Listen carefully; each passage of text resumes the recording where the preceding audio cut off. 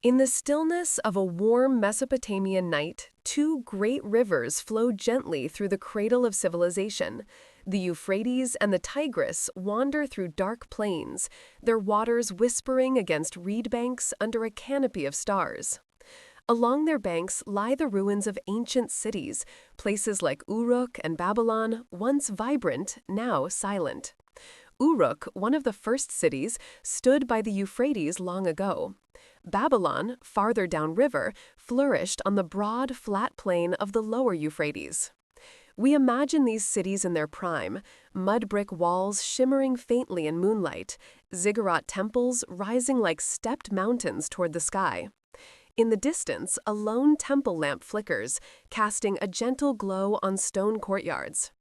In this hushed atmosphere, the people of Mesopotamia spun tales about the beginning of the world, the deeds of gods and heroes, and the mysteries of life and death. Tonight, in a slow and soothing cadence, we will drift through those age-old Mesopotamian myths, letting their ancient wisdom and gentle rhythms lull us toward sleep. The night air is warm but comfortable, carrying the scent of date palms and the faint perfume of night-blooming flowers that grow along the irrigation canals. Somewhere in the distance, a nightjar calls, its voice soft and musical. The stars above are countless, more numerous than grains of sand, each one a tiny light in the vast dome of heaven. The ancient Mesopotamians knew these stars well, gave them names, saw in them the shapes of gods and sacred animals. They understood that the heavens and earth were connected, that the same divine forces that moved the stars also brought the rains and made the crops grow. As we settle into our comfortable place, we can imagine ourselves sitting by one of those ancient rivers, perhaps on a stone bench outside a temple or on a reed mat in a quiet courtyard. The day's heat has dissipated and the cool of evening brings relief. We might hear the gentle lapping of water against the riverbank, the rustle of papyrus reeds swaying in the breeze, and the distant murmur of voices as families settle in for the night. This is a time for stories, for the passing down of wisdom from one generation to the next. The Babylonian Creation, Enuma Elish. In the very beginning, there was only water and silence. The Babylonians told a creation story called the Enuma Elish, meaning when on high, which they recited during the New Year Spring Festival. In this myth, before anything had a name or form, two primordial waters mingled: Apsu, the fresh sweet waters, and Tiamat, the immense salty seas. These first two beings embodied the fertile freshwater and the chaotic ocean depths. In the dim, timeless abyss, no gods or creatures yet existed, and no reed huts or marshes had appeared. All was a formless, soundless expanse of water, a scene oddly peaceful in its emptiness. Imagine that primordial stillness. There were no birds singing, no wind blowing, no footsteps on solid ground, for there was no ground yet. Only the slow, eternal mingling of two kinds of water, fresh and salt, swirling together in the darkness. It was a time before time, a place before place. In that vast emptiness, there was a kind of peace, the peace of non-being, of potential not yet realized. The waters themselves were almost sleeping, dreaming perhaps of what might come into existence. From the union of Apsu and Tiamat came the first gods, representing elements of the universe. Quietly and inexorably, creation unfolded. Lamu and Lahamu were born, then Anshar, the sky horizon, and Kishar, the earth horizon.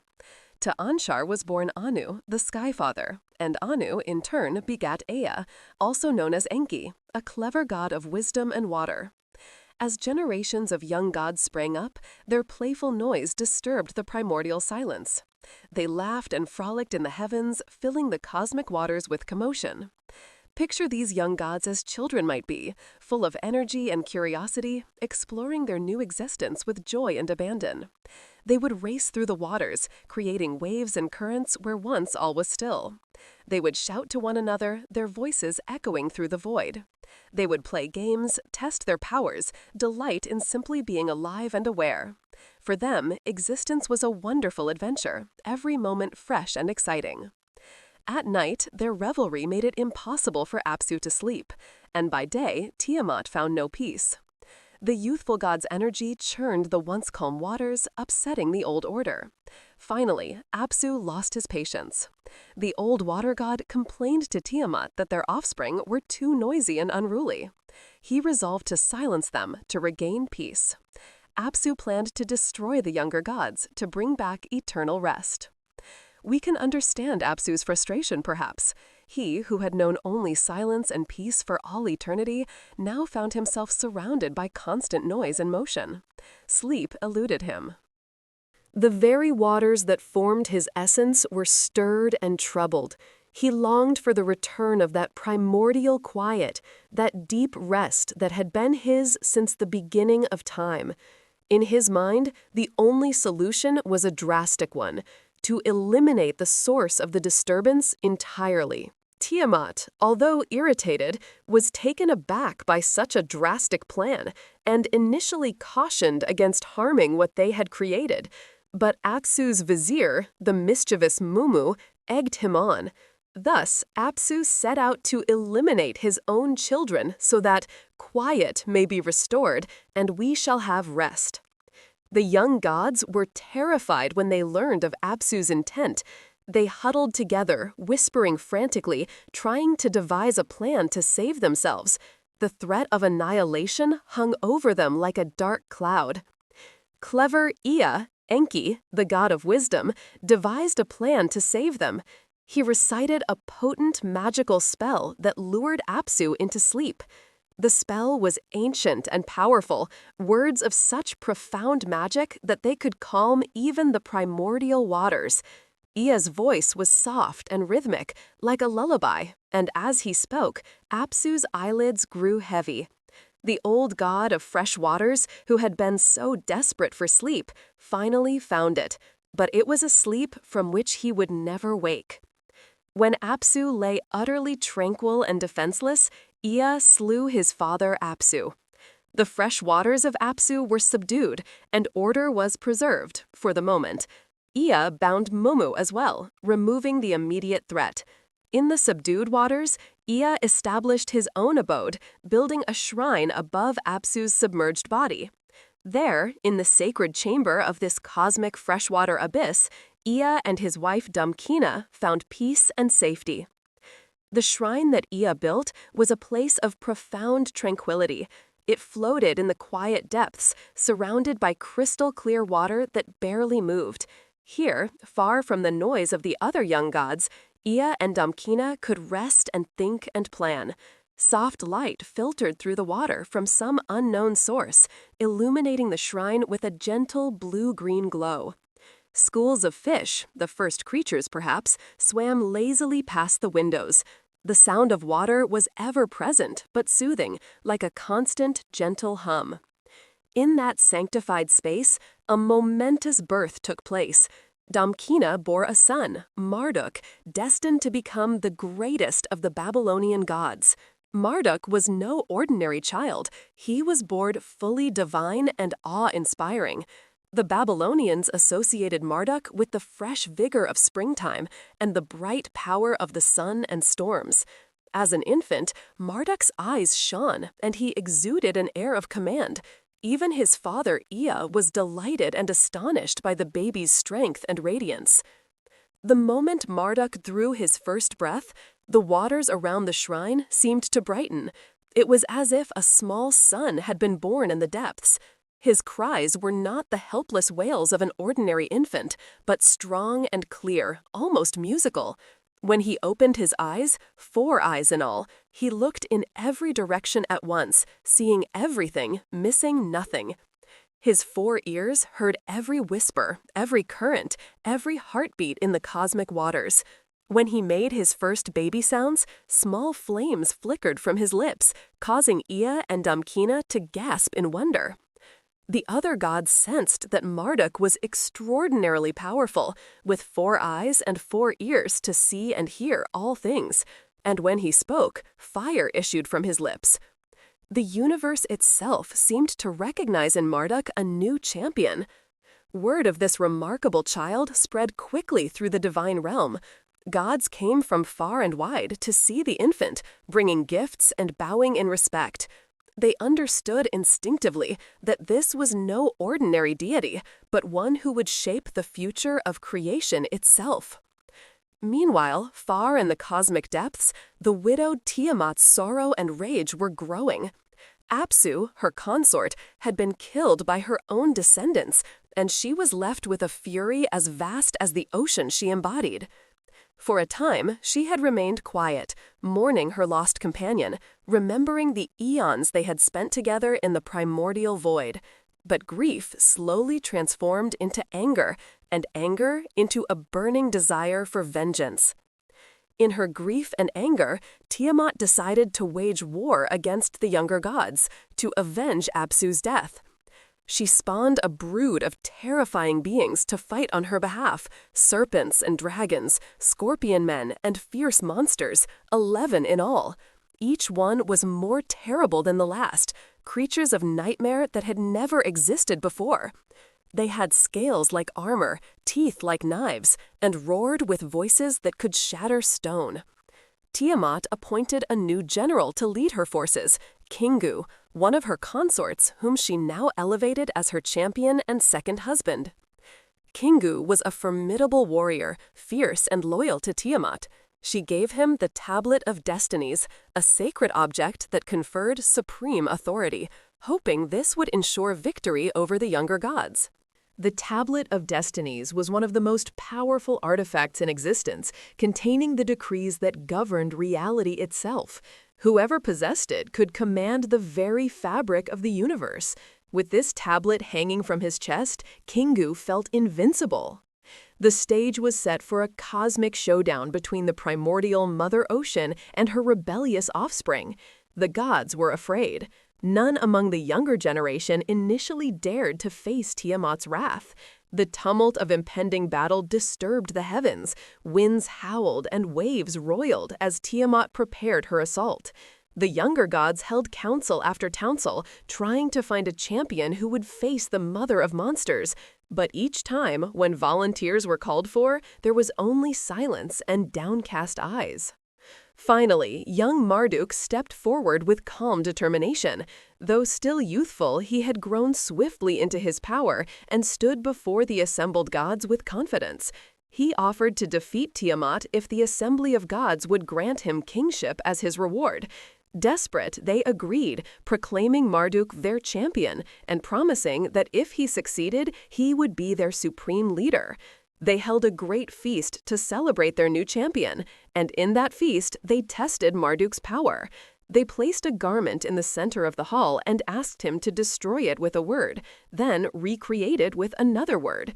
Marduk spoke, and the garment vanished. He spoke again, and it reappeared, whole and perfect. The gods cheered, knowing they had chosen well. Armed with a mighty bow, a net, a club, and control over the winds, Marduk made ready for war.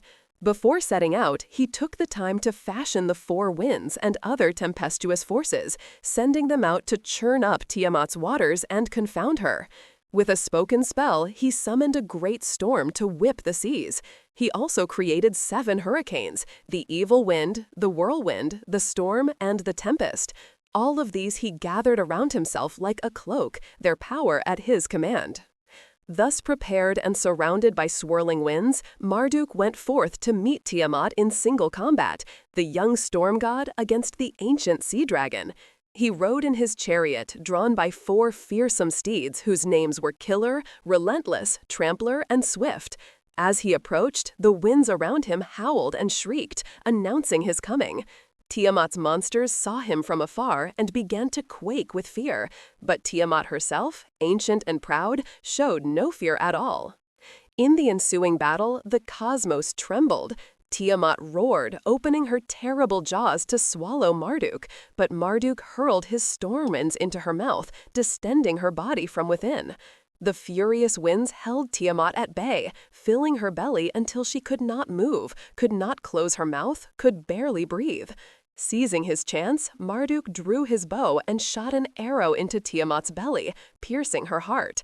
The arrow's strike was lethal. Tiamat, embodiment of chaotic waters, shuddered and was slain. For a moment, everything was still. The winds ceased their howling. The waves stopped their crashing.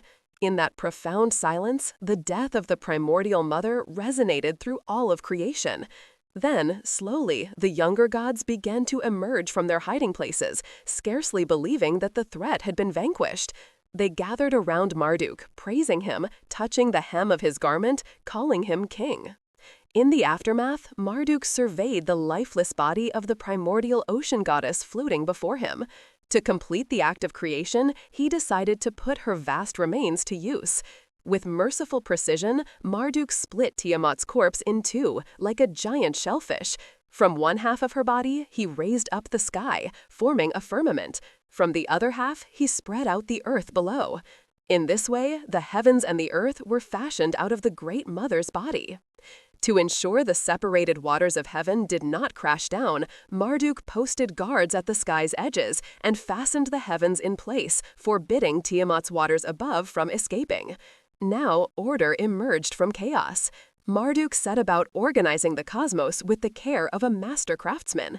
He established celestial stations for the gods, placing stars and constellations in the sky to mark out the seasons and guide the calendar.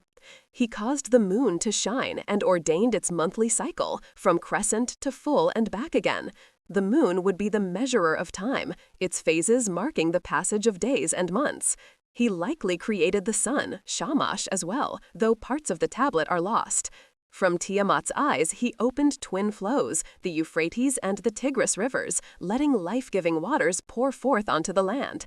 He piled up mountains from her solid parts and dug channels and springs. Out of Tiamat's spittle, Marduk formed clouds, filling them with water to bring rain. Every feature of the natural world was carefully arranged. The vault of heaven, the cycles of sun and moon, the rivers and rains that would nurture Mesopotamia's soil. The wild primordial chaos had been transformed into a well-ordered universe, fruitful and predictable, under the dominion of Marduk's wisdom. Imagine the scene as Marduk worked, standing at the center of creation, his hands shaping reality itself. As he raised the sky, it glowed with a soft blue light, like the first hint of dawn. As he spread the earth, it was dark and rich and ready for life. As he released the rivers, they flowed like silver ribbons across the land, seeking their courses, carving valleys, and feeding the soil. As he formed the clouds, they drifted lazily across the new sky, casting shadows on the new earth below. With Tiamat's army defeated, Marduk took the tablets of destinies from Kingu, thus officially securing his supreme authority. The other gods rejoiced, celebrating Marduk as king. They bestowed upon him 50 exalted names and pledged their allegiance.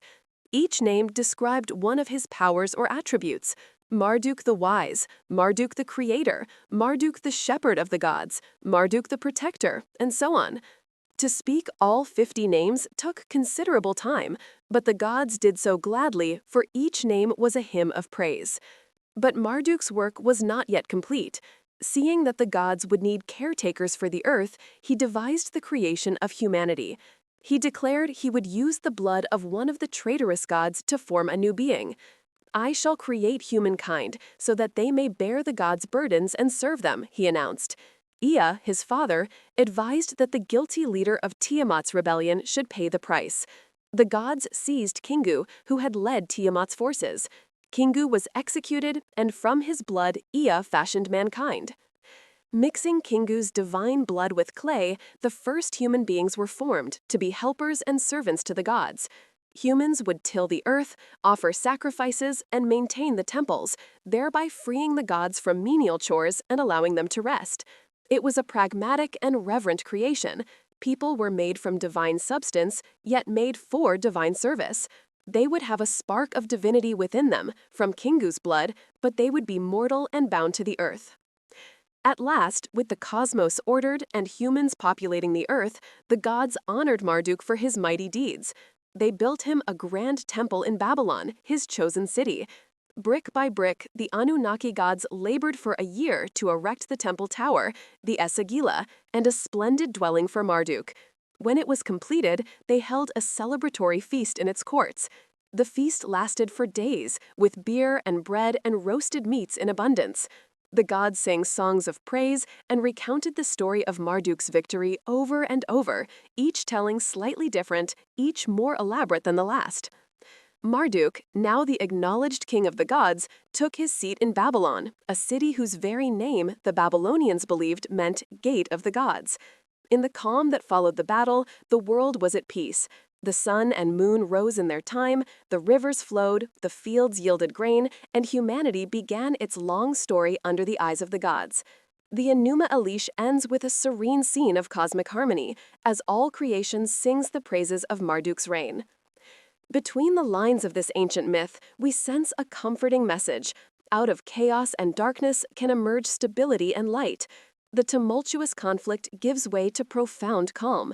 As we picture Marduk fixing the stars in the night sky and opening Tiamat's eyes as rivers, we can imagine the Mesopotamian night, millions of stars above, the Euphrates and Tigris glimmering under the moon.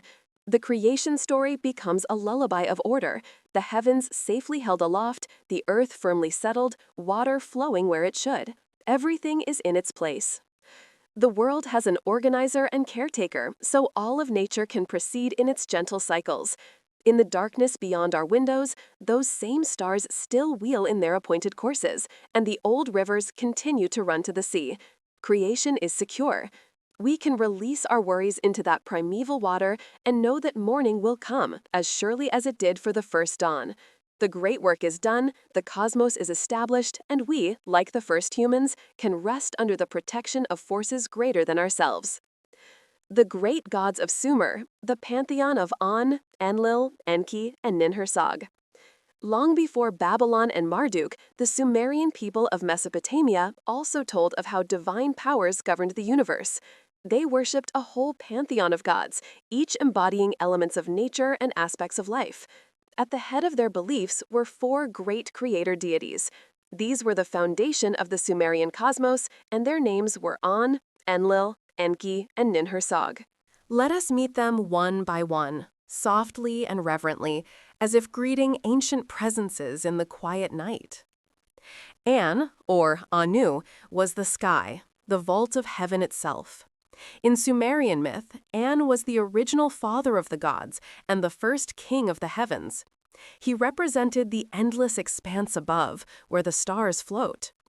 At one time, An held the highest place, dwelling in the celestial heights beyond the clouds. His name simply meant sky or heaven. The Sumerians imagined An as a remote, august figure, a source of authority who eventually entrusted the rule of the universe to his offspring.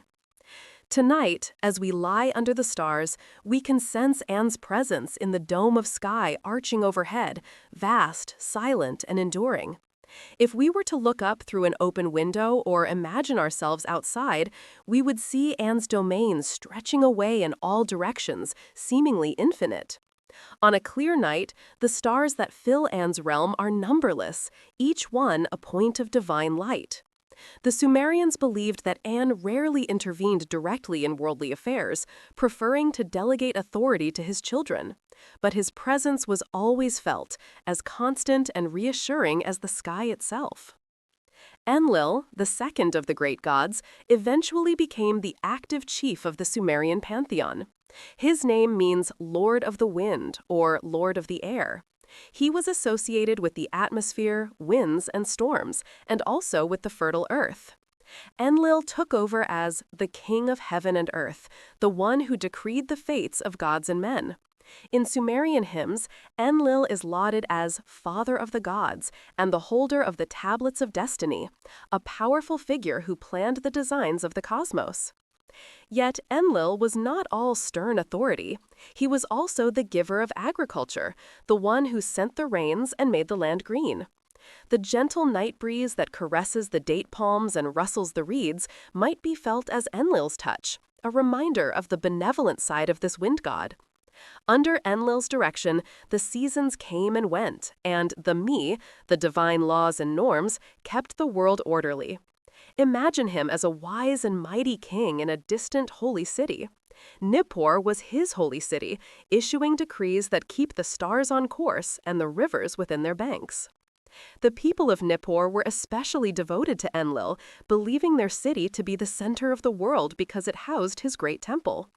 Every day, priests would climb the steps of the ziggurat dedicated to Enlil, bringing offerings and prayers.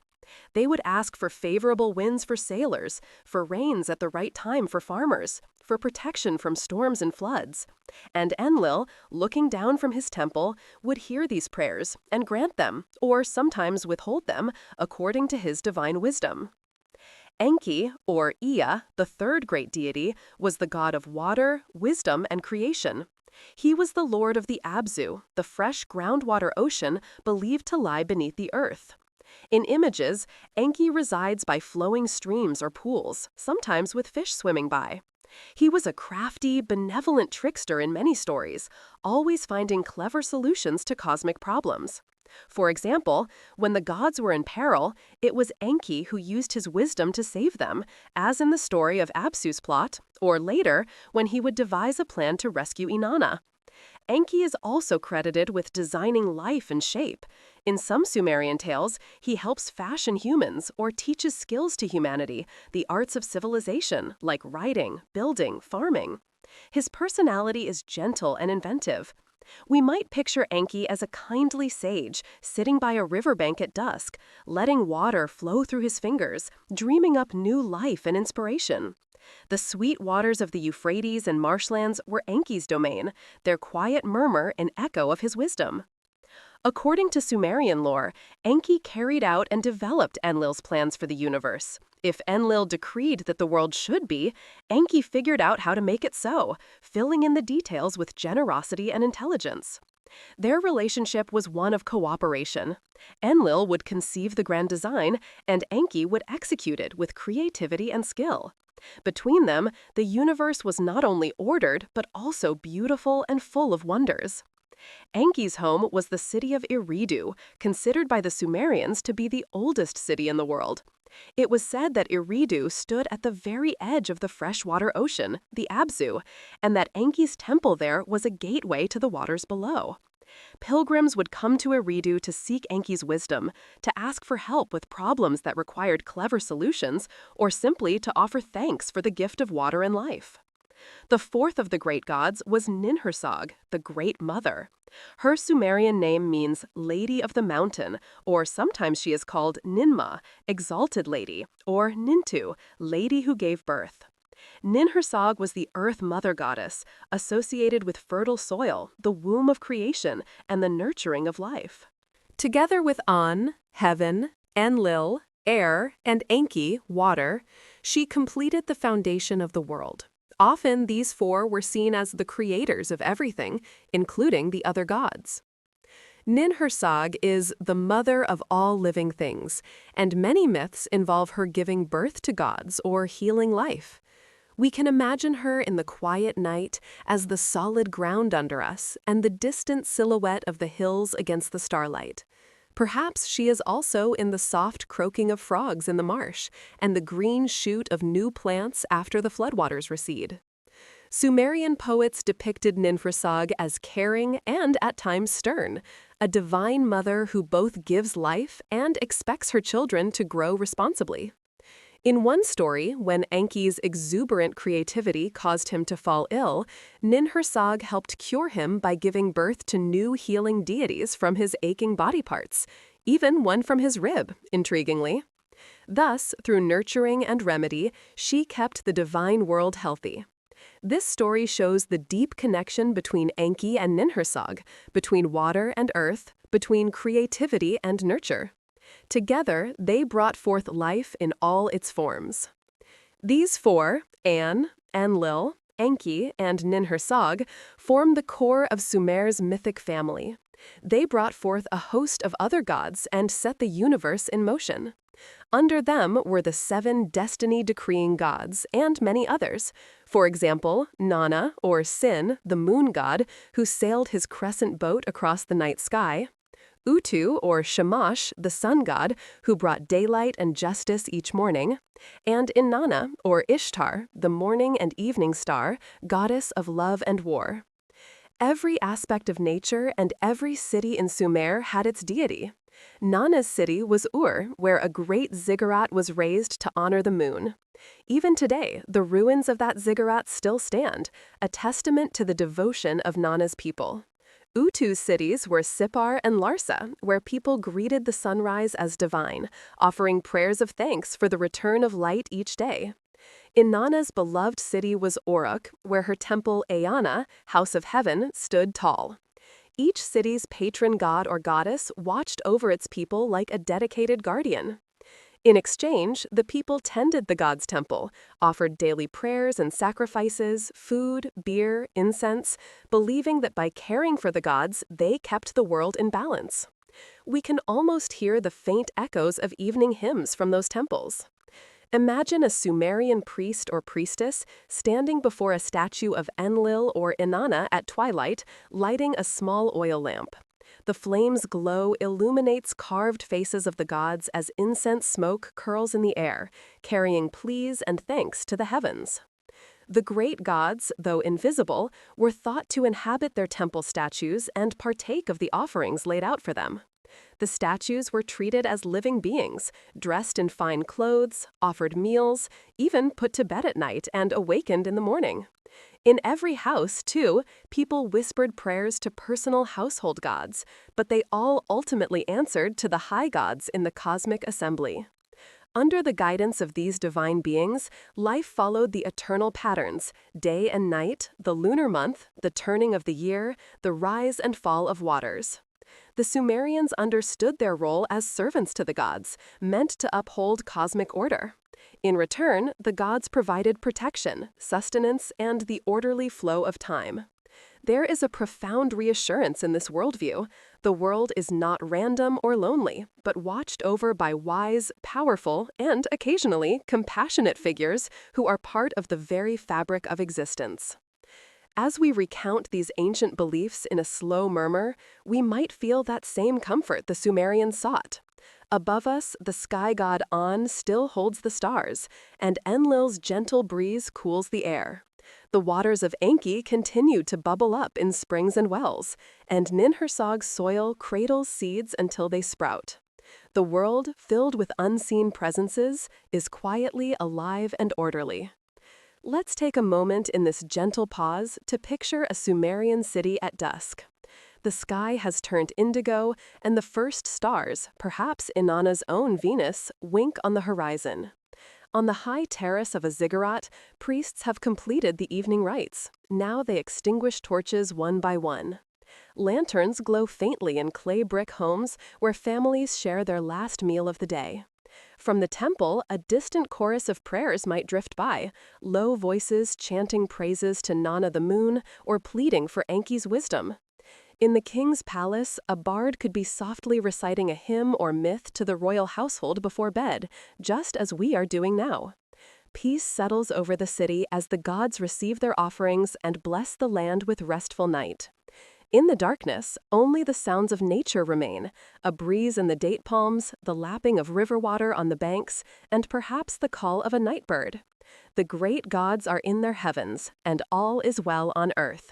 With the world so tended and sheltered by divine hands, we too can release our cares and yield to the embrace of sleep, trusting that a cosmic order holds us safely. The rhythm of life continues as it always has, as it always will. The sun will rise tomorrow because Utu commands it. The moon will wax and wane because Nanna guides it. The rivers will flow because Enki wills it. And we, like the ancient Sumerians, can rest easy in that knowledge. The Descent of Inanna, Queen of Heaven and the Underworld. Of all the deities of Mesopotamia, few stories are as poignant and poetic as the tale of Inanna's descent into the underworld. Inanna, called Ishtar by the later Akkadians and Babylonians, was the goddess of love, sensuality, fertility, and also war, a complex, passionate deity often titled Queen of Heaven.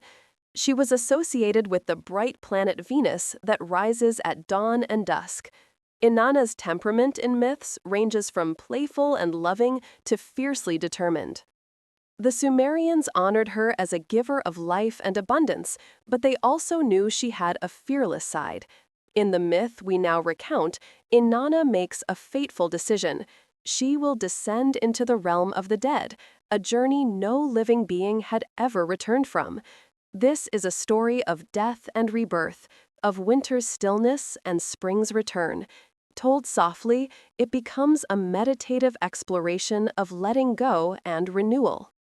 Inanna's older sister was Ereshkigal, the queen of the underworld, a dark mirror to Inanna's light.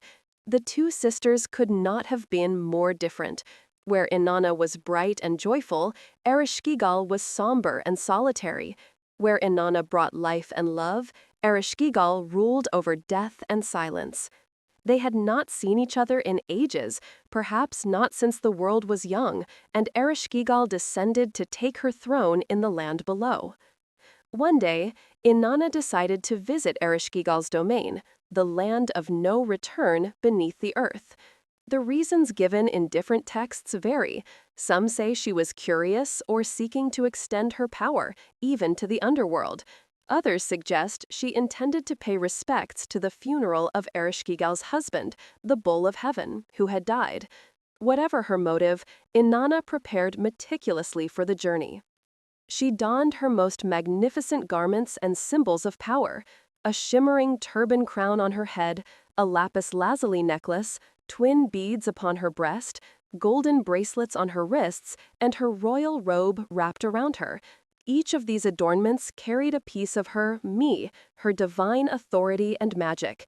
Finally, she armed herself with the 7 divine powers, ready to face whatever lay ahead. Inanna shone in all her glory, a radiant goddess about to step into the shadows. Before departing, Inanna instructed her faithful attendant, Ninshubor, with careful orders. "If I do not return in 3 days," she said, "go to the gods and beg for their help. Go to Enlil, then Nanna the moon, and if they refuse, go to Enki. Tell them their daughter Inanna has gone to the underworld and has not returned." Wise Inanna knew the journey was perilous, so she set in motion a plan for rescue in case of dire need. Ninshubor, loyal, mourning, dressed in rags as a sign of grief, was to sound the drum and petition all heaven and earth if her mistress vanished. With these precautions taken, Inanna boldly approached the gates of the underworld. The entrance to the underworld was a dark and forbidding place. It lay at the edge of the known world, perhaps in a cave deep in the mountains, or a crevice in the earth where no sunlight ever reached. The air around it was cold and still, and there was a smell of dust and ancient stone. The entrance itself was a massive gate of bronze, covered with warnings and sigils. Before this gate stood Neti, the gatekeeper, a stern figure who had guarded this threshold since the beginning of time. Inanna demanded entry, stating that she, Inanna, Queen of Heaven, wished to visit her sister Ereshkigal and witness the funeral rites of the Bull of Heaven, or, in some versions, simply to extend her presence below. Her voice was confident, imperious even, for she was accustomed to being obeyed. But Neti was unmoved by her titles and her finery. He had seen many souls pass through these gates, and none had ever returned. Ereshkigal, hearing of her sister's arrival, was immediately suspicious. No one comes to the underworld by choice. The living fear this place and avoid it at all costs. Why would Inanna, who had everything, who ruled over joy and passion and life itself, want to come here? Assuming Inanna might be up to some power grab or mischief, Ereshkigal devised a cruel test.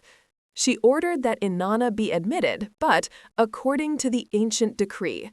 At each of the 7 gates of the underworld, Inanna would have to remove one article of her glorious attire. Only stripped of her powers and pride could Inanna stand before the throne of the dead. This was the law, unbreakable and eternal. Every soul that entered the underworld must enter naked and humble, equal to the simplest mortal. And so, as Inanna descended, the gatekeeper met her at the first gate. He demanded she hand over her tall crown, the shugura. Inanna, startled, asked why. "It is the law of the underworld," was the only reply. With a deep breath, Inanna yielded her crown, her status and connection to the heavens, and the gate swung open. She felt lighter, but also more vulnerable. The crown had been part of her identity, a symbol of her divinity. Without it, she felt strangely ordinary. Down she went to the second gate, where she was asked to remove her necklace of sparkling stones. The lapis lazuli gleamed in her hands as she reluctantly gave it over, and the second gate opened. At the third gate, the 2 beads upon her chest, a protective amulet, were taken. At the fourth, her gold rings from her wrists. At the fifth, the breastplate that proclaimed her as a warrior. At the sixth, her lapis lazuli rod and line, measuring tools symbolizing judgment. With each gate, Inanna descended deeper into darkness. The air grew colder, the light dimmer.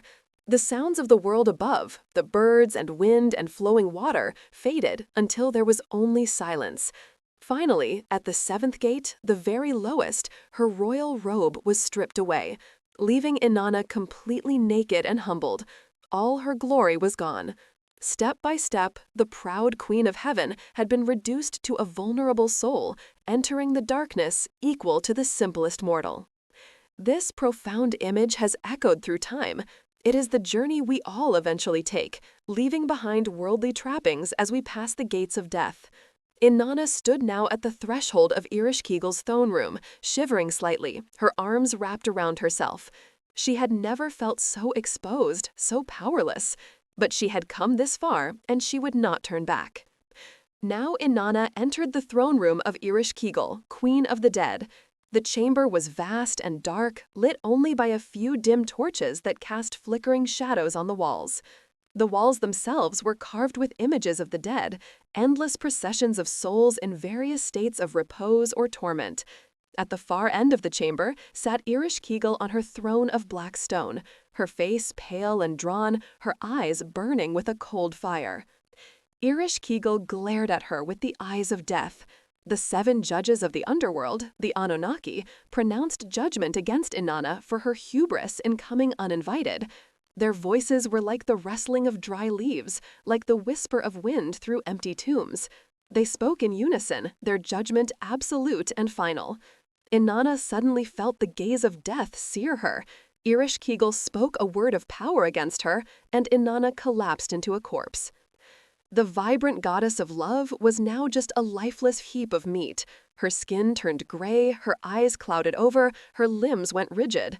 Ereshkigal hung Inanna's corpse on a hook on the wall, like a slab of meat or a trophy, and left it there. The underworld had claimed Inanna. Silence and darkness closed around what remained of the once bright Queen of Heaven.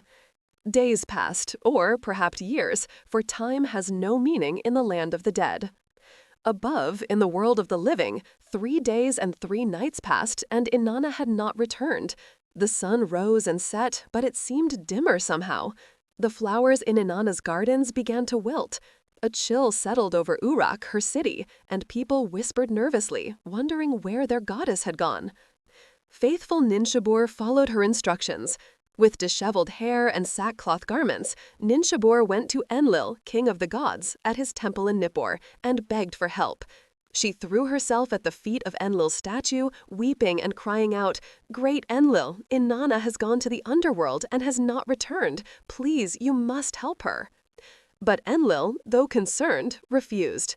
"The underworld is none of my affair. Inanna chose to go there. She was warned of the dangers, yet she went anyway. I will not interfere." His voice was stern, almost angry. How dare Inanna challenge the natural order? How dare she think she could visit the realm of death and return unscathed? Let her learn the consequences of her actions.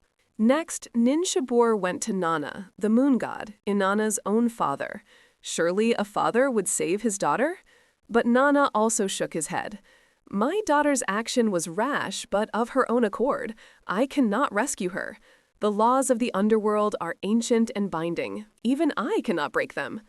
His face was sad, and perhaps a tear glistened in his eye, but he turned away, unable or unwilling to help. Finally, with tears and desperation, Ninshabur traveled to the Apsu, the domain of Enki at Eridu. By now, Ninshibor was exhausted, her voice hoarse from crying, her feet bleeding from the long journey. But she did not give up. She knelt before Enki and told him everything, her words tumbling out in a desperate rush. Enki, Ea, the god of wisdom and Inanna's grandfather, listened to Ninshibor's laments, and he was moved. Enki had a soft spot for Inanna. After all, in other tales, Inanna had once brought him joy and a bit of trouble. She had tricked Enki into giving her the sacred me tablets of civilization while they drank beer together, a story told with laughter in the temples. Enki admired her spirit, her boldness, her refusal to accept limits. Now Enki determined to save the lost goddess. Enki devised a clever plan to outwit the underworld's strict laws. From the dirt under his fingernails, or from clay in some versions, Enki created two mysterious, genderless beings known as the Galatora and Kurgara. These beings were neither male nor female, and thus not fully alive or subject to the underworld's rules. They were small and nimble, able to slip through cracks and bypass locks. Enki gave them the food of life and the water of life, and instructed them to slip into the underworld and restore Inanna. The two small creatures crept down into the land of no return through cracks and secret ways that only Enki's magic could open. They moved silently, like shadows, unnoticed by Neti and the other guards. When they arrived, they found Ereshkigal moaning in pain, for at the very moment she had killed Inanna, a strange sympathy link was created. Ereshkigal was experiencing labor-like pangs and deep anguish, perhaps a sign of imbalance with Inanna dead. The balance of the world had been disrupted. Life and death are meant to be separate but equal, but with Inanna, the embodiment of life, now dead, death had too much power. Ereshkigal, as the personification of death, felt this imbalance as physical pain, as if her own body were tearing itself apart. The Galatora and Kurgara entered Ereshkigal's chamber quietly and found her in torment. She was curled on her throne, clutching her belly, moaning softly. Instead of attacking or demanding, instead of judging or fearing her, they showed compassion. They echoed Ereshkigal's groans, empathizing with her suffering. "Oh, you're inside, they murmured. "Oh, you're outside. They felt her pain as their own. The Queen of the Dead was taken aback by these kindly strangers who did not judge or fear her. No one had ever shown her compassion before. No one had ever acknowledged her pain, her loneliness, her burden of ruling this dark realm forever. Moved by their sympathy, Ereshkigal offered them a gift. Anything they asked, she would grant. The clever little beings asked for only one thing, the corpse hanging on the hook. They pointed to Inanna's body and said, simply, "Give us that." Ereshkigal, perhaps relieved to be rid of the cause of her troubles and bound by her word, agreed. She gestured and the hook released. Inanna's body fell into their arms. They took Inanna's lifeless body down from the hook. Then they sprinkled Enki's water of life and food of life upon it. With each sprinkle, Inanna's flesh began to stir. After the second sprinkling, warmth returned. Color flowed back into her cheeks. Her chest began to rise and fall with breath. After the third, Inanna was revived. She arose with a gasp of breath, restored to life by Enki's grace. The underworld had no choice but to let her go, since Ereshkigal herself had consented to the removal of the body. However, leaving the underworld is not so simple. Inanna was alive again, but the laws of the nether realm demand exchange. No one can leave the underworld unless someone else takes their place. As Inanna ascended, demons of the underworld, the Gala, clung to her, ensuring she would send a substitute back down. These demons were hideous creatures, immune to food or drink, knowing no mercy.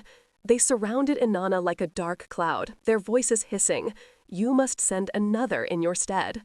Inanna, reborn but shaken, returned through the 7 gates, reclaiming her garments one by one. At each gate, the gatekeeper returned what had been taken, her robe, her measuring rod, her breastplate, her rings, her beads, her necklace, and finally her crown. With each item restored, Inanna felt her power returning, her identity reassembling. By the time she reached the final gate, she was once again the Queen of Heaven, radiant and terrible. She emerged into the sunlight of the world with a new, sober understanding. The light seemed almost too bright after the darkness below. The air smelled sweet, almost overwhelming. She could hear birds singing, water flowing, people laughing in the distance. Everything seemed more vivid, more precious than before. But the demons still clung to her, and now she had to find someone to descend in her stead. The demons following her roared for a victim. They first wanted to take faithful Ninshubur, who had waited and wept for Inanna's return. When Inanna emerged from the gates, Ninshubur had rushed to her side, still dressed in mourning clothes, her face stained with tears of joy and relief. But Inanna refused vehemently. "No, not her. Ninshubur has loyally mourned me. She did everything I asked. She saved my life. I will not reward her devotion with death." They next came upon Inanna's beauticians and musicians, who had also been in mourning. These servants had worn sackcloth and ashes, had torn their fine clothes, and let their hair go unkempt. They had composed songs of lamentation for their lost goddess, and sang them day and night. When Inanna appeared, they wept with joy and bowed low before her. Inanna protected each of them, for they had shown devotion. No, not them either. They honored me in my absence. Finally, Inanna arrived at her own city of Uruk. She made her way to the palace, to the great hall where she and her consort Demise had spent so many happy hours. There, to her shock, she found her husband, the young shepherd king Demise, sitting on her throne, dressed in magnificent robes, and enjoying himself, not mourning at all. In some versions, Demise was celebrating, perhaps not expecting Inanna to return. He was feasting with courtiers, drinking wine, laughing at jokes. Music played, dancers whirled. It was as if Inanna had never existed, as if her absence meant nothing to him. Perhaps he thought he was now king in his own right, no longer just the consort of a goddess. Perhaps he simply assumed she was gone forever and saw no point in grief. Feeling betrayed and enraged that Demise showed no grief for her apparent death, Inanna fixed her gaze on him. Her eyes, which had seen death, now blazed with fury. Her voice, when she spoke, was cold as ice. "Take him," she said to the demons. The Gala demons seized King Demise. Their clawed hands grabbed his arms, their teeth gnashed near his throat. Demise was struck with terror and begged Inanna for mercy. But her heart at that moment was hardened, possibly by the bitterness of death she had tasted. The demons dragged Demise away to the underworld as Inanna's replacement. He screamed and struggled, but it was no use. The demons were far stronger than any mortal, even a king. They pulled him down through the 7 gates, stripping him of his fine clothes just as Inanna had been stripped.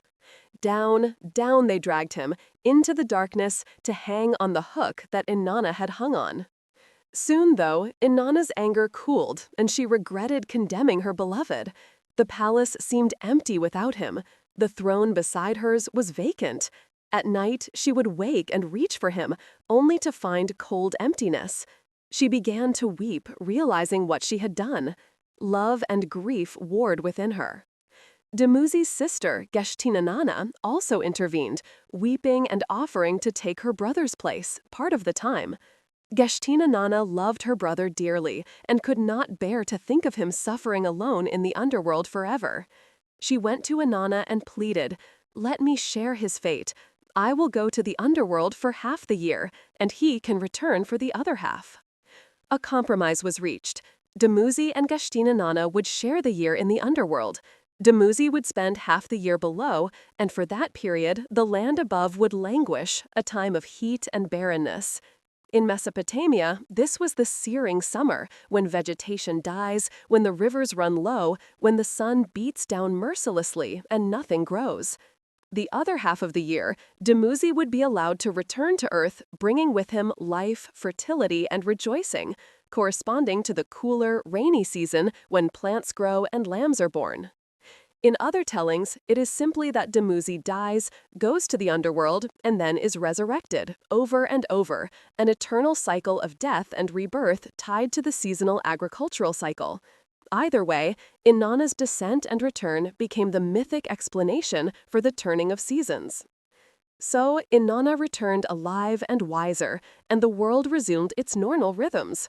Each year afterward, the people of Sumer reenacted parts of this drama. They would ritually mourn Demise, or Tammuz, in the dry season, singing laments for the lost shepherd god with tears like the parched land longing for rain. Women would gather at the temples and wail, their voices rising and falling in ancient cadences. They would pour out libations of water, which would evaporate in the hot sun, just as Demise had vanished into the underworld. And when the rains came and the date palms bore fruit again, they celebrated Inanna and Demise's reunion, rejoicing in the resurgence of life. There would be feasts and festivals, dancing and singing. Young couples would marry, invoking the blessings of Inanna and Demise on their union. The fields would turn green, flowers would bloom, and the world would feel reborn. The Descent of Inanna is one of the earliest known resurrection myths, a gentle promise that after darkness and loss, light and love return. In a soft, poetic sense, this story reminds us that even the brightest soul may undergo deep darkness, yet can emerge again. As we drift in the space between wakefulness and sleep, we can contemplate Inanna's journey as a kind of guide. She teaches that one can cast off the trappings of ego, the 7 jewels and garments, and face the darkness naked, that compassion and wisdom, Enki's aid, can revive what was lost, and that grief can be transformed into renewal through Demise's seasonal cycle. There is a bittersweet comfort in it. Even in the heart of the underworld, some tiny spark of kindness, the empathetic creatures, can make life blossom again. Now picture for a moment a tranquil Sumerian evening during the month of Demise's festival. The fields, once brown under the hot sun, are green once more. In the distance, villagers sing a gentle hymn of gratitude for the return of the vegetation god. Along an irrigation canal, water flows steadily, reflecting the pink of the sunset. You might hear frogs croaking and see fireflies beginning to twinkle among the reeds. In the nearby temple of Inanna, priestesses light lamps and strew sweet-smelling flowers, perhaps lilies or summer-blooming reeds, symbolizing the beauty of the goddess restored to the upper world. All the hardships of the dry season are forgotten as cool dusk breezes, Enlil's breath, move across the land. The cycle is complete. What was taken has been given back. With this assurance, we breathe a little easier. Inanna's story has led us through anguish and back, all in a safe and symbolic way.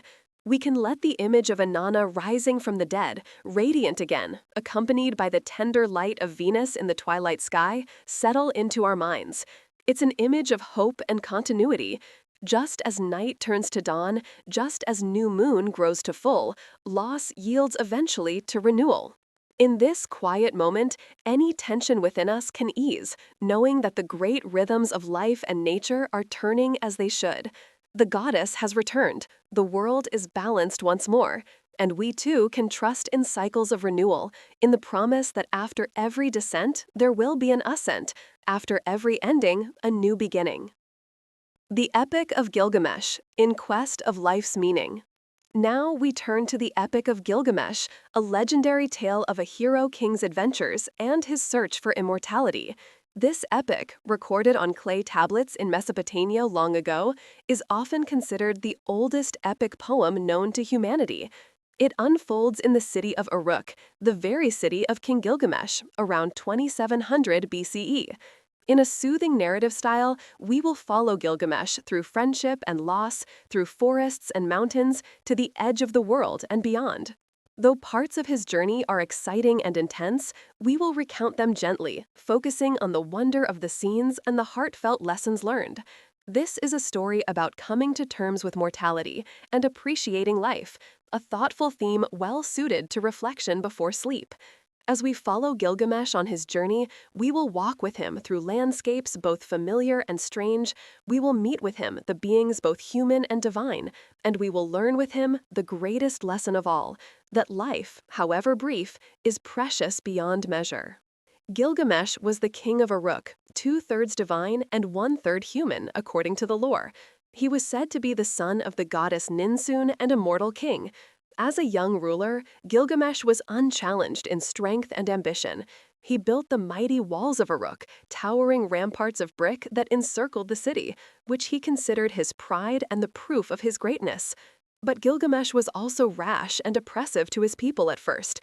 He forced the youths of Uruk into exhausting challenges and took liberties with brides.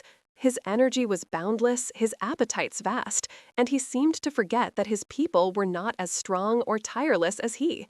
The people cried out to the heavens for relief from their restless, energetic king.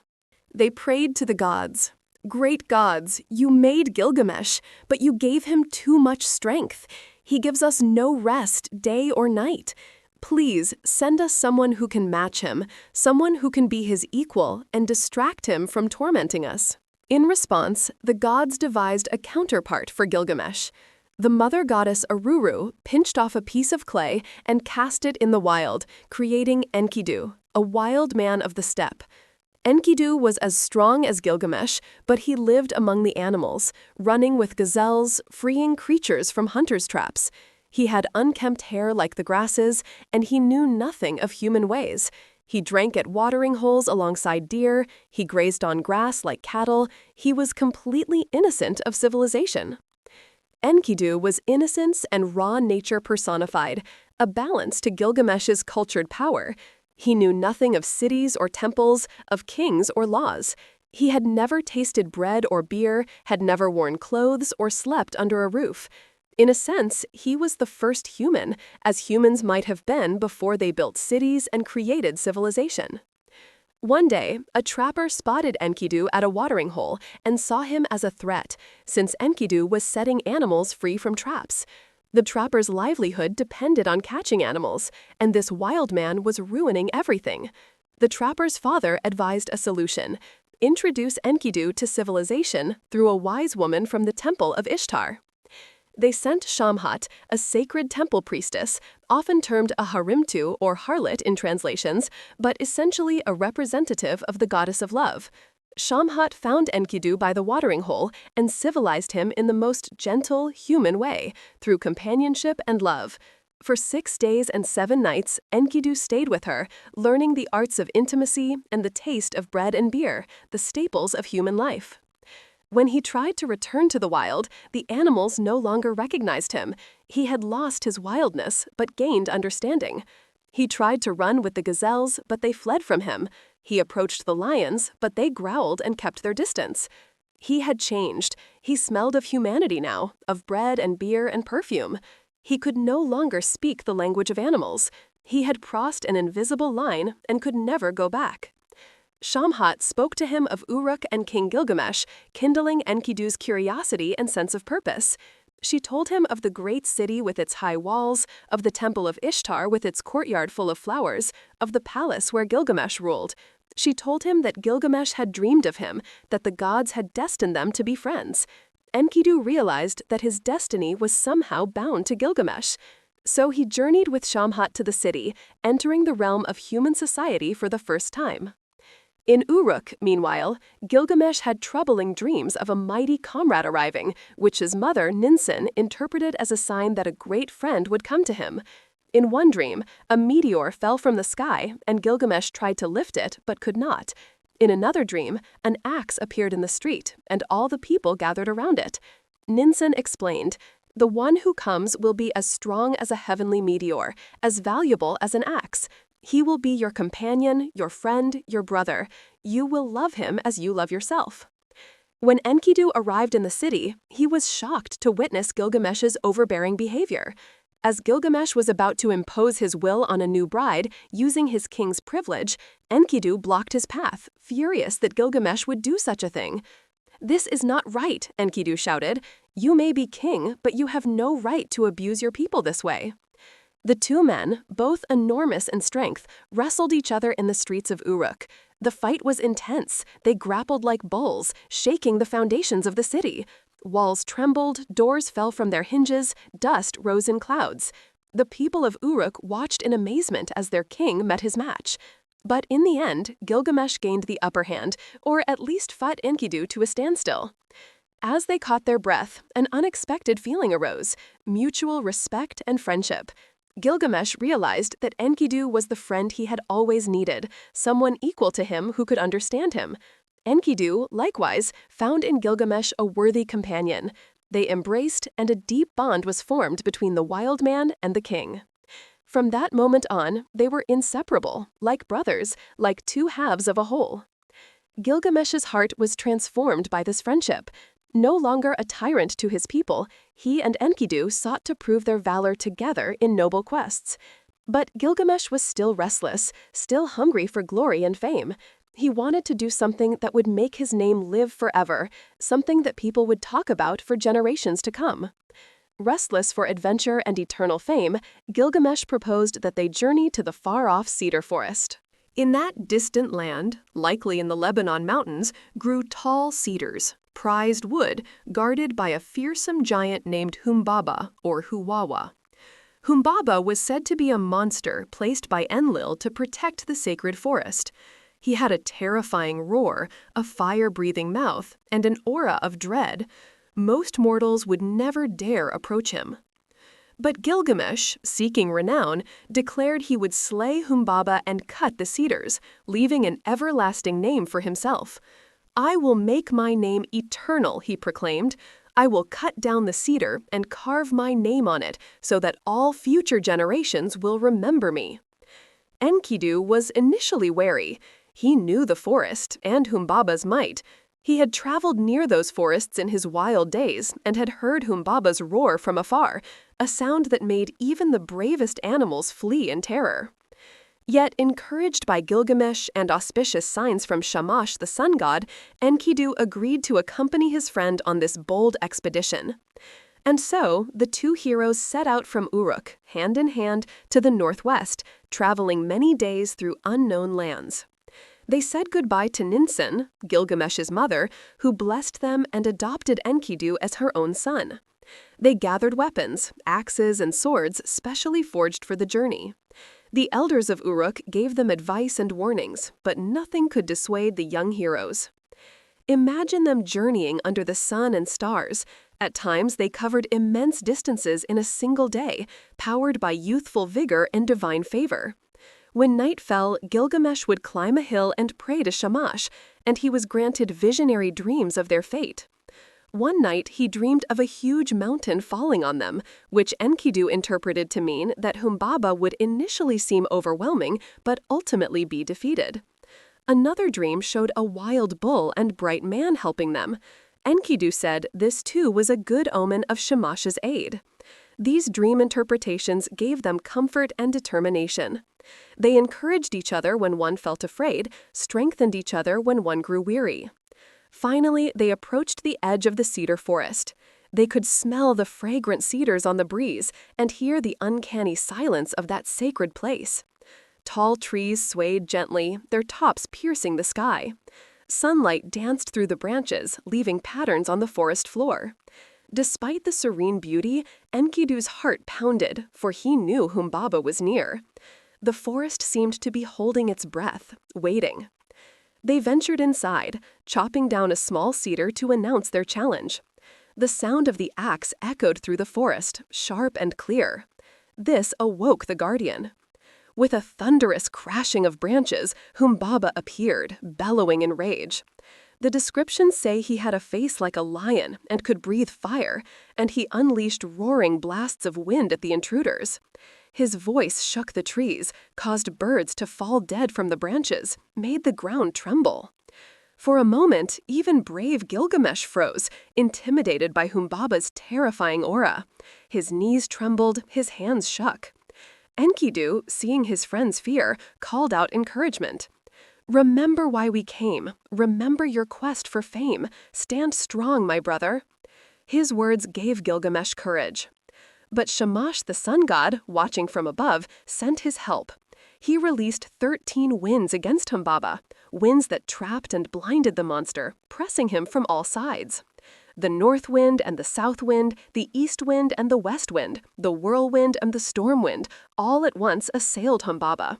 He could not see, could not move, could barely breathe. In that moment, Gilgamesh and Enkidu rallied. Together, they attacked Humbaba with sword and axe. The battle was fierce but brief, ending with the giant Humbaba slain and his head cut off as a trophy, an image often depicted in cylinder seals. As Humbaba fell, he cursed them with his dying breath. "May you not grow old together," he gasped. "May one of you die young, leaving the other to grieve." The curse hung in the air like a dark cloud, but the heroes paid it no mind, too caught up in their victory. As Humbaba fell, the cedar forest sighed. The danger was gone, though a sense of sorrow lingered as the guardian's life was taken. The heroes, however, felt triumph. They proceeded to cut down many great cedar trees, binding logs together. They planned to float this timber down the rivers to Uruk, a rich prize for their city and proof of their victory. The forest's heart had been reached and its secret force overcome. It's said that Gilgamesh used some cedar to craft a magnificent gate for Enlil's temple back in Nippur, and the rest was likely for building palaces and temples in Uruk.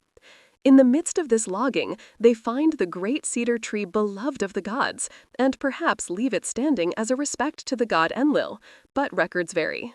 For our gentle telling, we can imagine that though Humbaba perished, the forest remained mostly intact, the scent of cedar resin heavy in the warm air, sunlight filtering through as birds cautiously began to sing again.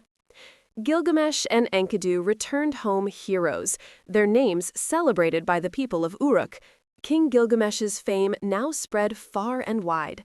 Songs were sung of their great deed, children played at being Gilgamesh and Enkidu fighting Humbaba, and the cedar gate shone in the sun, a testament to their courage. After some time, an incident occurred that would change their joy to trouble. The goddess Ishtar, Inanna by her Sumerian name, patroness of Uruk, had observed Gilgamesh's courage and handsome form. She watched as he bathed in the river after his return, his body bronze and perfect in the sunlight. Ishtar was smitten with Gilgamesh and proposed to him. She offered to be his wife, promising him great riches and power if he would be her consort. "Come, Gilgamesh, be my lover," she said, her voice honey-sweet. "I will give you a chariot of gold and lapis lazuli, with wheels of gold and horns of precious stone. You will be drawn by storm demons instead of mules. When you enter our house, threshold and dais will kiss your feet. Kings and princes will bow before you. The yield of mountain and plain will be brought to you as tribute." But Gilgamesh, remembering the misfortunes of Ishtar's past lovers, refused her boldly. He enumerated her lovers' fates as reasons to decline, a rare insult to a goddess. "What lover of yours endured forever?" he asked coldly.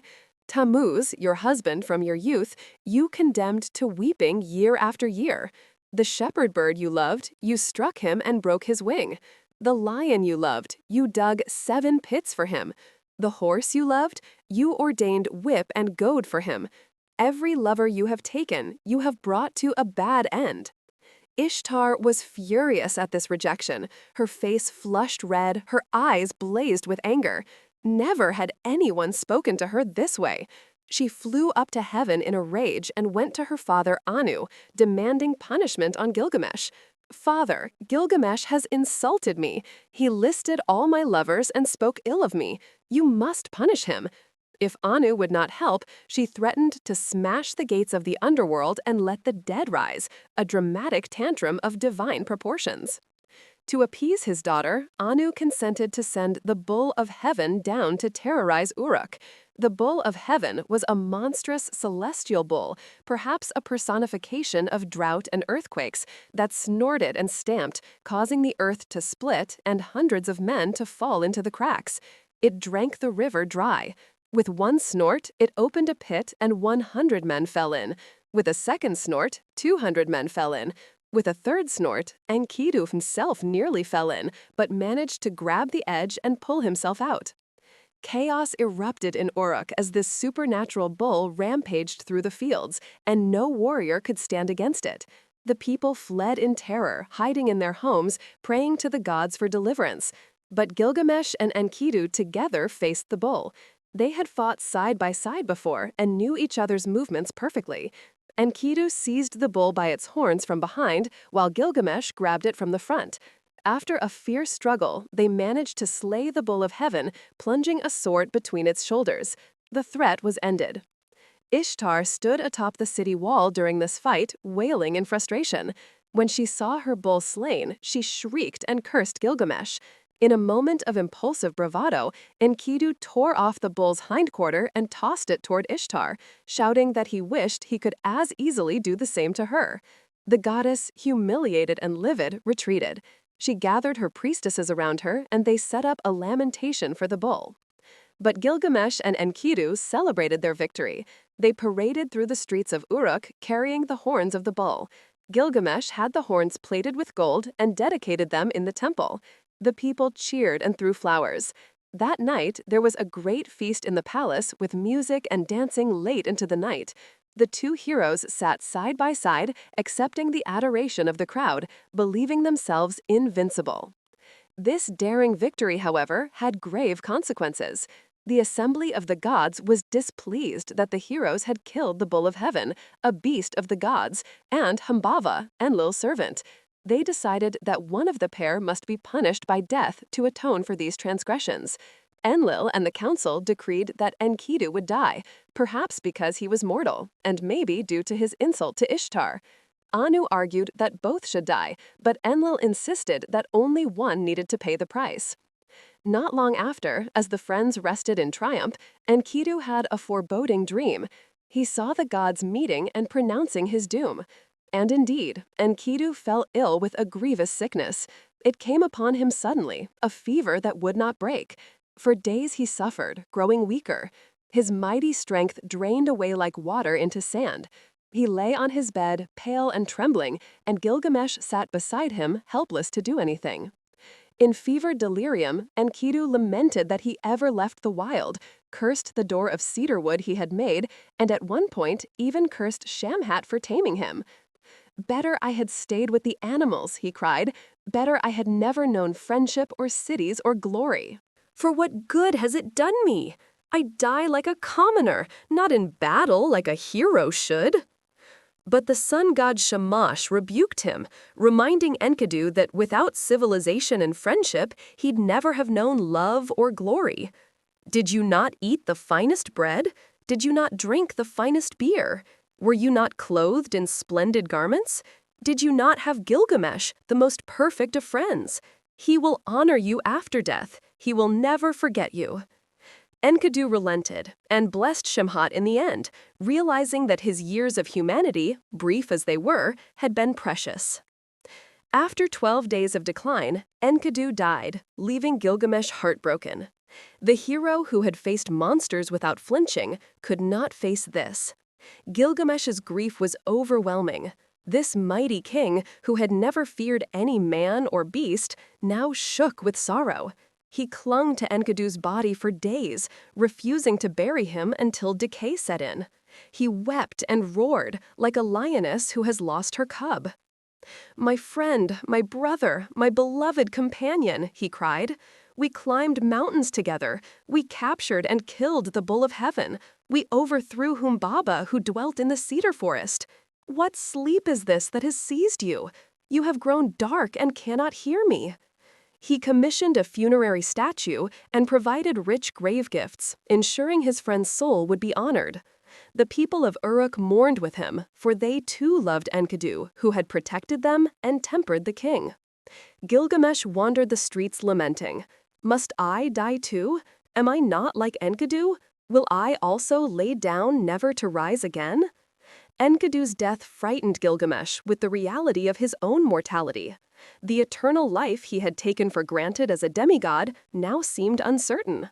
For the first time, the great king understood his own vulnerability, understood that his strength and his glory meant nothing in the face of death.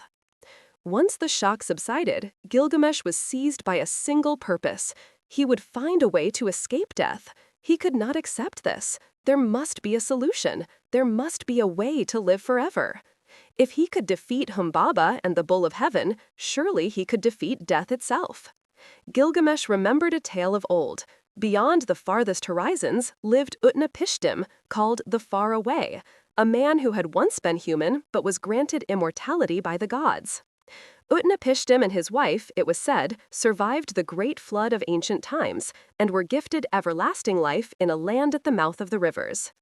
Utnapishtim, we will later learn, is akin to Ziusudra in Sumerian legend or Noah in the biblical story, but at this point, he is an elusive figure of mystery for Gilgamesh.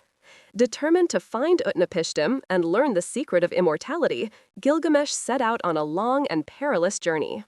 He left Uruk behind, still wearing animal skins in his grief, and ventured into unknown lands where no mortal had gone. It was as if Gilgamesh became a wanderer on the face of the earth, driven by the fear of death and the hope of finding eternal life. He traveled to the ends of the earth, leaving behind all comfort and civilization. His journey took him through deserts where the sun beat down mercilessly, through mountains where snow fell year-round, through wastelands where no living thing grew. First, he reached the twin peaks of Mount Mashu, where the sun rises and sets. There he encountered scorpion beings guarding the entrance to a tunnel that runs under the mountains, the tunnel the sun itself travels each night. These scorpion guardians were awe-inspiring, half human and half scorpion, radiant and deadly. Their human torsos rose from scorpion bodies, and their aura was so terrifying that to look upon them was said to be death. At first, they challenged Gilgamesh, warning that no mortal can withstand the darkness of the road ahead, a road of 12 leagues, about 36 miles, of pitch-black tunnel. "No man has ever passed through this darkness," they intoned. "Turn back while you can." But once they learned he was part divine and saw the determination in his face, the grief that drove him, they allowed him to pass. Gilgamesh entered the darkness, a darkness so total he could see nothing, not even his hand before him. He ran through the tunnel as fast as he could, for days might have passed in that night. For 11 leagues he ran, guided perhaps by faith and desperation. The darkness pressed on him like a physical weight. He could hear his own breathing, his own heartbeat, nothing else. Time seemed to stretch and warp. He might have been in that tunnel for hours or years, he could not tell. At last, after the 12th league, he emerged into the light. Gilgamesh blinked and found himself in an enchanted garden by the sea. The sun had just risen, the dew on the strange trees sparkled. These were no ordinary trees. They bore leaves and fruit made of jewels, bright red carnelian fruits, foliage of lapis lazuli blue, and stems of glittering gold. All around, flowers of every hue, made of precious stones, shone in the morning light. Gilgamesh marveled at this sight. It was as if he had stepped into a paradise where the material of the earth was transformed into eternal gems. The jeweled trees tinkled softly in the breeze, making music like wind chimes. The ground was covered with precious stones instead of sand. The light seemed to come from everywhere at once, making everything glow. Yet his heart was still heavy with his quest, so he did not linger to enjoy the beauty. At the shore of the vast ocean that encircled the earth, Gilgamesh met Siduri, the alewife, a wise tavern keeper. Siduri lived by a tavern at the edge of the sea, a somewhat allegorical figure of contentment. She saw the exhausted, weathered man, clad in animal skins, cheeks sunken, and at first barred her door, thinking him a dangerous stranger, perhaps a bandit or a madman. Gilgamesh persuaded her of his identity and told her of his quest to find Utnapishtim. He spoke of Enkidu, of their friendship, of his death, of the terrible fear that now haunted him. Siduri listened with compassion and then gently counseled him with famous advice. "Gilgamesh, you will not find the eternal life you seek. The gods reserved immortality for themselves. As for humans, enjoy your life, cherish your bread, make merry day and night, love and delight in your family. That is the lot of man." She urged him to accept mortality and find joy in the simple pleasures. Her words were kind but firm, like a mother trying to teach a difficult truth to a stubborn child. But Gilgamesh, though respecting her words, could not turn back. "I cannot give up," he said. "I must try. Enkidu was like my own soul, and he is gone. If I do not find a way to escape death, then what was the point of any of it?" Seeing his unyielding resolve, Siduri directed him to Urshanabi, the ferryman, who could take him across the sea to Utnapishtim's distant abode. Gilgamesh found Urshanabi, who was the boatman of Utnapishtim, along with some peculiar stone crew or instruments. The story is fragmentary here. In a rash moment born of frustration, Gilgamesh destroyed some mysterious stone things that were necessary to navigate the waters of death, the perilous ocean that must be crossed. Perhaps he was angry, or perhaps he simply didn't understand what they were. Urshanabi was dismayed, but he agreed to take Gilgamesh if the hero could cut many long poles from the forest, perhaps 60 or 120, each very long. Gilgamesh went back into the woods and cut the poles with furious energy, channeling his grief and frustration into work. They boarded the small Meguro boat and set off across the sea. Urshanabi instructed Gilgamesh that the waters of death could not be touched. Even a drop on the skin would be fatal. So Gilgamesh used the poles to punt the boat forward, each pole pushing them further and then being discarded when it touched the water and became contaminated. The journey across the waters of death took them through strange waters indeed. The sea was calm but unnatural, its surface like glass, reflecting the sky perfectly. No fish swam in it, no birds flew over it. The silence was oppressive, broken only by the splash of each pole as it entered the water.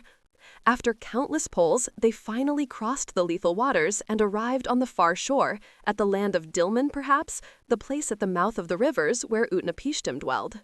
Stepping ashore, Gilgamesh at last met Utnapishtim, the immortal man. To Gilgamesh's surprise, Utnapishtim looked like an ordinary elderly man, not a great god or a shining being, but a simple old person resting in the shade. He sat on a bench outside a modest house, wearing simple clothes, looking completely at peace. For a moment, Gilgamesh doubted, is this the one who conquered death? He could not reconcile the appearance with his hopes. Gilgamesh told Utnapishtim of all his struggles, of Enkidu, and bluntly asked how Utnapishtim obtained eternal life. At this, Utnapishtim offered a gentle smile and decided to share a great secret, one that we too shall listen to calmly. The story of the Great Flood and how he came to live forever.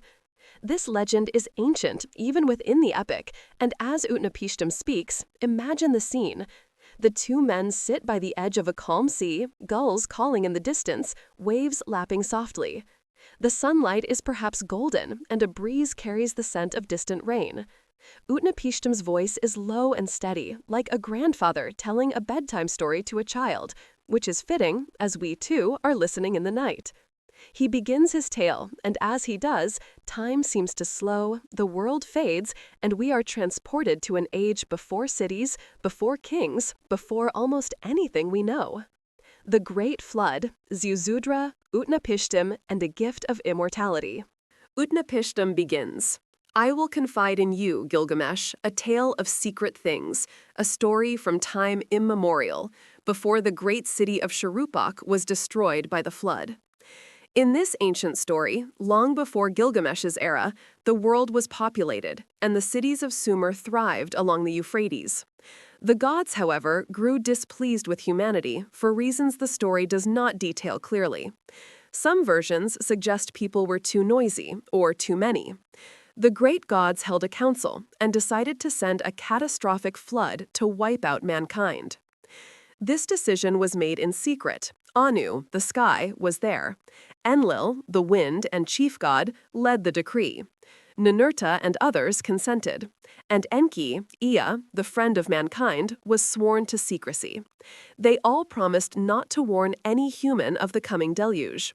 Yet Enki, clever and compassionate, found a way to save one righteous man without technically breaking his oath. Utnapishtim then reveals, I was the king of Shuruppak, a very ancient city on the banks of the Euphrates. One night, as I slept in my reed house, I heard the voice of Ea, Enki, speaking softly from outside the walls. Enki was speaking to the walls, not directly to Utnapishtim. In this way, he did not violate the letter of his oath. The message he gave was essentially, Man of Shuruppak, tear down your house and build a boat. Abandon your possessions, save your life. Take into the boat the seed of all living things. The boat must have equal length and width, a perfect cube, and be roofed over completely like the Apsu, the depths. Utnapishtim listened carefully to Enki's instructions, echoing from the wall. He was told to tell the people, if they asked, that he was building a boat because Enlil no longer favored him and he must leave the city, a riddle to cover the real reason. Enki gave specific measurements. The boat should be huge, 7 decks high, each divided into 9 sections, with the roof and sides sealed with pitch and bitumen, waterproof tar. Confused but obedient, Utnapishtim gathered his family and carpenters and began to build the ark. It took several days, 5 days to draw the plan, then on the 7th day the hull was completed. Utnapishtim recounts how he labored, how the townsfolk helped, maybe thinking he was preparing a great ship for the king or a new venture. He loaded aboard everything he could: gold and silver, all species of animals, wild and tame, and birds, and the other members of his household, his wife, family, and even some craftsmen who helped build the boat. When the time approached, the god Shamash, the sun, gave a sign. At sunset, he would rain down loaves of bread and cakes of despair, perhaps meaning an eerie rain of black flakes as a warning, or simply as a metaphor. When Utnapishtim saw the sign, he knew it was time to enter the boat and seal it up. He describes the moment. "I watched the appearance of the weather. It was frightful to behold. I entered the boat and closed the door." Then the storm broke. Utnapishtim's voice might tremble slightly as he remembers. The god Adad, storm god, rumbled in the cloud, and at his shout, the storm turned daylight to darkness. Wind howled ceaselessly. The text says, "The south storm, the mother of all storms, roared with thunder. The land was shattered like a pot." Sheets of rain and hurricane winds came, day and night. The great flood had arrived. Utnapishtim's boat was lifted like a piece of straw on the waters, as the whole world was covered by angry seas. The storm was so terrible that even the gods grew afraid of what they had done. The gods, frightened by the flood, retreated up to Anu's highest heaven. They cowered by the wall like dogs. Ishtar, the goddess of love, cried out in anguish, "Alas, the old days have turned to clay, because I commanded evil among the gods. How could I order the destruction of my people? They were my children, and now, like dragonflies, they float on the water." All the gods were weeping as the flood swept everything away. They realized they had gone too far, destroying all their worshippers. There was no one left to offer sacrifices or sing praises, and this filled them with remorse. For 6 days and 6 nights, the storm raged without relenting. Imagine that endless nightmare.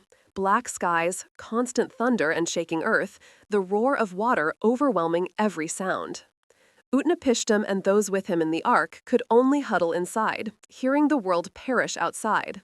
The ark pitched and rolled on the violent waves. They could hear things crashing against the hull, perhaps trees or the remains of buildings.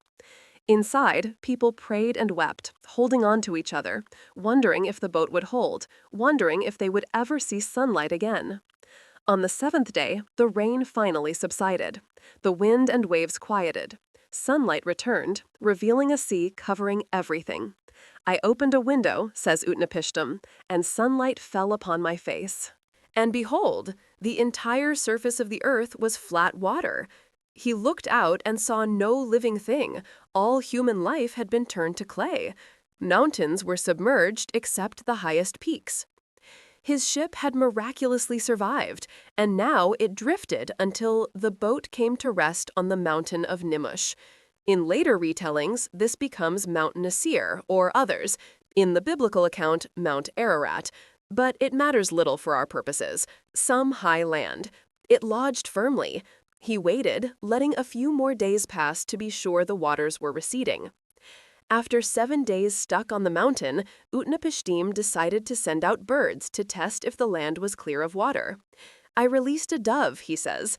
The dove flew off, but finding nowhere to perch, only endless water, it returned to the boat. "I then released a swallow," he continues.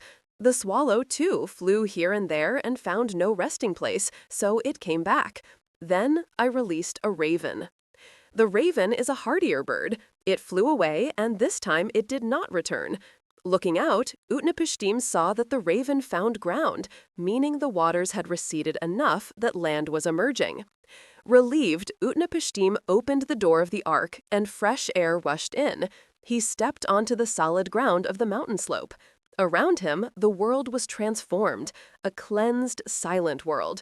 Mud and water covered everything in the distance, but it was drying. He then unloaded the animals, letting them go in every direction to repopulate the earth. The animals bounded away happily, free under the sun. Utnapishtim then offered a sacrifice of thanksgiving.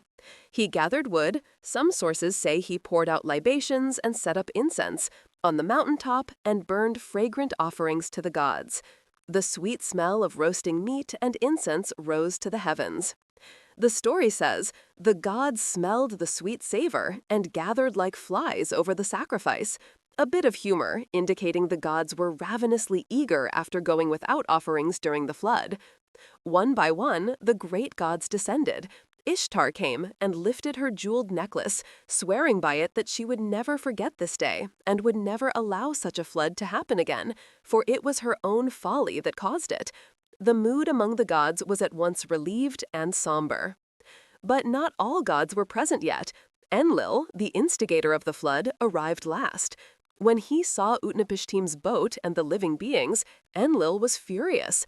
The plan was to kill all humans, and here was a survivor. He turned angrily to the other gods, demanding to know who betrayed the secret and allowed any life to escape. At this, wise Ea, Enki, stepped forward to reason with Enlil. "Enlil, O prudent one," he said, perhaps with a touch of irony, "how could you have sent a flood so catastrophic that even the gods trembled? Wouldn't it have been enough to send a pestilence or a famine or drought to reduce excess humans? Why utterly destroy the innocent with the guilty? If I have some part in saving a remnant, it was done to preserve what is right." Ea admitted indirectly that he helped Utnapishtim, but he also admonished Enlil that extermination was an extreme measure. Enlil's anger cooled as he recognized the wisdom in Ea's words. Enlil then approached Utnapishtim and his wife, who stood humbly by their boat. In that moment, Enlil made a decision that would change their fate forever. He took their hands, or touched their foreheads, and said, "Previously, Utnapishtim was mortal. Now I bless him and his wife with life like the gods, eternal and far away." By the command of Enlil, Utnapishtim and his wife became immortal, something no human had attained before. Enlil did this both to reward them, perhaps acknowledging that if anyone deserved saving, it was this devout man, and to make a point. This case would be unique, never to be repeated. He then carried them to live at the mouth of the rivers, far off at the end of the earth. And so, Utnapishtim concluded, "That is how I came to dwell here, at the source of the great rivers, with everlasting life granted by the gods."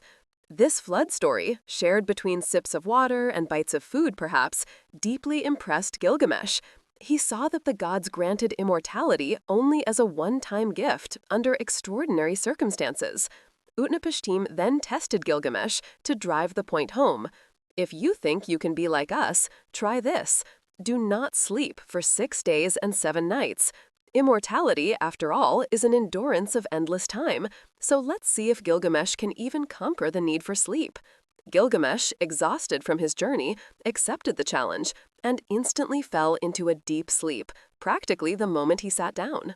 Utnapishtim chuckled sadly and had his wife bake a loaf of bread each day and set it by the sleeping man to mark time. After 6 days, he woke Gilgamesh. Gilgamesh was disoriented, insisting he had just dozed briefly, but the hardened, stale loaves proved otherwise. The first loaf was rock hard, the second was dried out, the third was soggy, the fourth had white mold, the fifth was gray, the sixth was fresh, and the seventh was still being baked. This gentle lesson showed Gilgamesh that even sleep, the little death, was beyond his control. How then could he hope for the eternal vigilance of immortality? Gilgamesh, humiliated and heartbroken, prepared to return home, finally understanding Utnapishtim's message. Life, which you seek, you will never find. The gods reserved immortality for themselves. Mortal man's lot is to live, then die. Sensing Gilgamesh's despair, Utnapishtim's wife whispered compassionately to her husband to give the poor king a parting gift.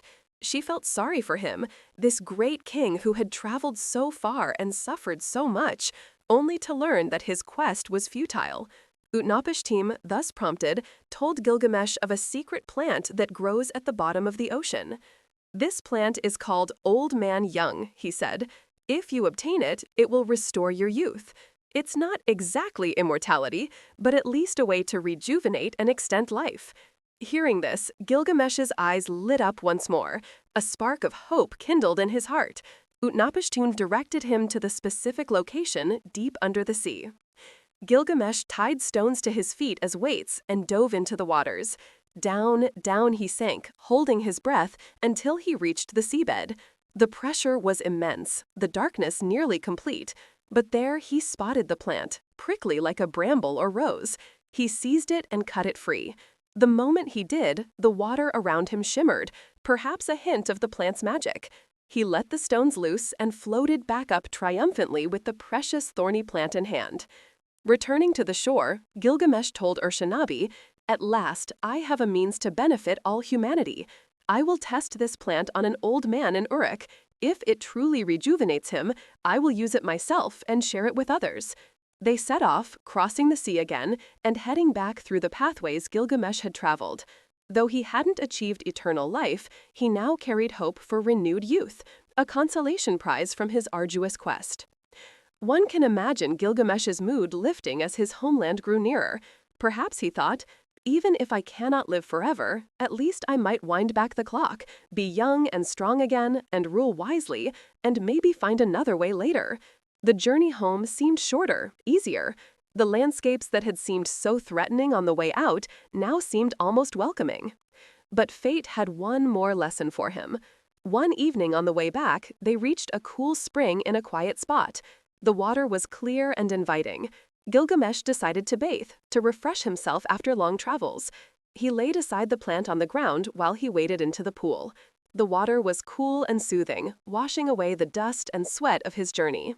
Far off, a serpent caught the scent of the plant, drawn by its extraordinary fragrance. The snake slithered silently, and while Gilgamesh was submerged, the serpent snatched the prized plant in its jaws and quickly shut its old skin as it slithered away into the bushes. The shedding of skin was the plant's magic working, giving the snake new youth. When Gilgamesh emerged, the plant was gone. Immediately, he realized what had happened and let out a cry of anguish. The gift of renewed youth was stolen, and fittingly, the snake who took it rejuvenated by shedding its skin, an ironic sign that the plant worked, but not for Gilgamesh. For a moment, Gilgamesh was furious and despondent. All that effort, only to lose the prize to a clever serpent. But then he sat down and was quiet. There by the spring, under the setting sun, Gilgamesh finally made peace with reality. He understood that his quest was not truly in vain. He had gained wisdom, if not eternal life. He had faced his limitations and learned the value of what he left behind. He still had the memory of Enkidu and his city, and his duties as king.